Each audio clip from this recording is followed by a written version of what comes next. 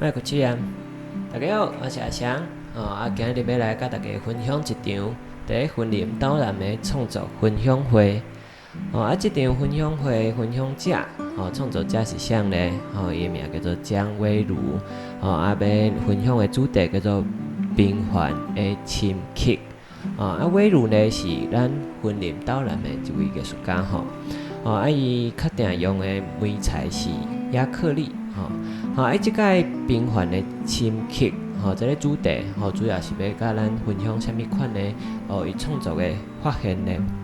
伊则是安尼写着，敢若当阮徛咧无共款的时空当中，才会当发现，迄敢若空气共款的背景，嘛有伊家己做特别的韵味，写了就水的，就是讲，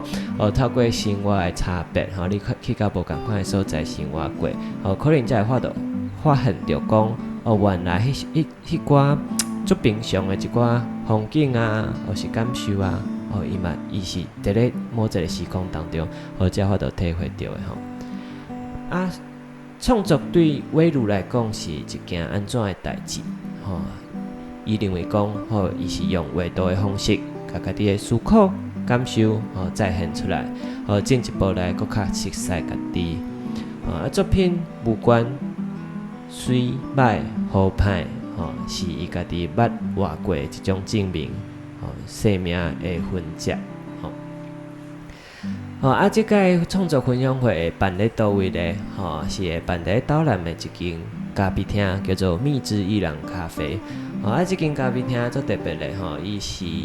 婚林的一个过身的艺术家，叫做徐阳聪，伊较早住的所在啦，嘛是较早藏伊作品的一个工作室所以咧，去即间咖啡厅，毋但你会使啉咖啡，佫会使看到徐阳聪较早的一寡翕影，也是雕塑的作品佫较重要是，你会使来遮听艺术家为如分享伊的创作故事。上尾佫甲大家讲一摆，咱即个活动的资讯。阮活动的资讯，咧2024年7月6号的暗时7点到9点。位是伫咧蜜汁伊朗咖啡。人数加15个人啦，15，所以你若有兴趣的，也是讲你知影有啥物人有兴趣即种活动的，请紧的分享互伊知影费用是200块，现场则个缴费安尼都会使阮这是一个台语优先的活动，所以来到遮，你若要讲台语是足欢迎的